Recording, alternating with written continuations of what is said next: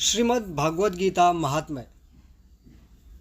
धरोवाच यानी पृथ्वी देवी ने पूछा, हे भगवान, हे परमेश्वर, हे प्रभु, प्रारब्ध कर्म को भोगते हुए मनुष्य को एकनिष्ठ भक्ति कैसे प्राप्त होती है।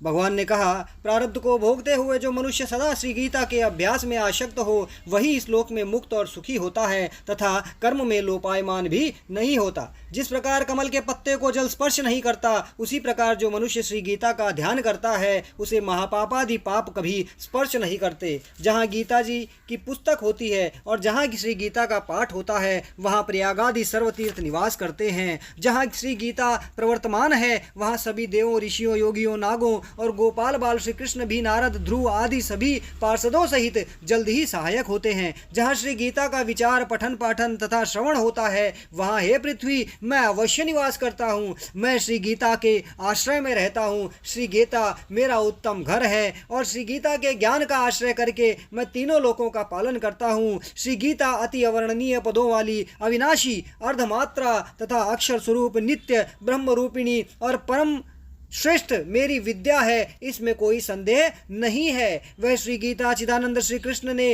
अपने मुख से अर्जुन को कही हुई तथा तीनों वेद स्वरूप, परमानंद स्वरूप तथा तत्व रूप पदार्थ के ज्ञान से युक्त है। जो मनुष्य स्थिर मन वाला होकर नित्य श्री गीता के 18 अध्याय का जप पाठ करता है वह ज्ञान रूप सिद्धि को प्राप्त होता है और फिर परम पद को प्राप्त होता है। संपूर्ण पाठ करने में असमर्थ हो तो आधा पाठ करे तो भी गाय के दान से होने वाले पुण्य को प्राप्त करता है, इसमें संदेह नहीं है। तीसरे भाग का पाठ करे तो गंगा स्नान का फल प्राप्त होता है और छठवें भाग का पाठ करे तो सोमयाग का फल प्राप्त होता है। जो मनुष्य भक्ति युक्त होकर नित्य एक अध्याय का पाठ करता है वह रुद्रलोक को प्राप्त होता है और वहां शिव जी का गण बनकर चिरकाल तक निवास करता है।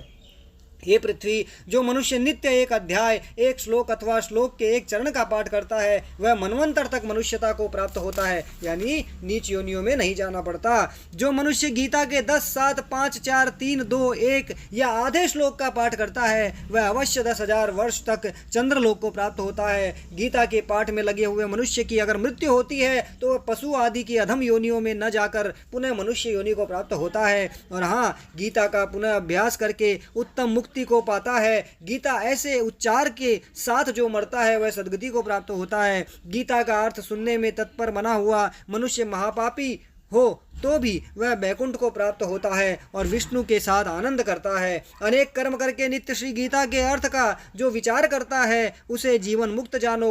मृत्यु के बाद वह परमपद को प्राप्त होता है। गीता का आश्रय करके जनक आदि कई राजा पाप रहित होकर लोक में यशस्वी बने हैं और परमपद को प्राप्त हुए हैं। श्री गीता का पाठ करके जो महात्म्य का पाठ नहीं करता है उसका पाठ निष्फल होता है और ऐसे पाठ को श्रमरूप कहा जाता है। यानी गीता का पाठ करो तो महात्म्य का पाठ अवश्य करना चाहिए। इस महात्म्य सहित श्री गीता का जो अभ्यास करता है वह उसका फल पाता है और दुर्लभ गति को प्राप्त होता है। महात्म्य का पाठ करना इसलिए जरूरी है क्योंकि आपको समझ में आना चाहिए कि आप क्या पढ़ने जा रहे हैं या फिर आपने क्या पढ़ा है, इसलिए महात्म्य का पाठ जरूरी है। और जब तक आप नहीं समझोगे आपने क्या पढ़ा है तब तक आपको जो पढ़ा है उसका लाभ कैसे प्राप्त होगा। सूत जी बोले, गीता का यह सनातन महात्म्य मैंने कहा। गीता पाठ के अंत में जो इसका पाठ करता है वो उपयुक्त फल को प्राप्त होता है। इति श्रीवाराह पुराणे श्रीमद्भागवत गीता महात्म्य संपूर्णम। इस प्रकार श्री गीता का महात्म्य संपूर्ण हुआ। अब आगे श्री गीता महात्म्य का अनुसंधान कल पढ़ेंगे। हरे कृष्णा।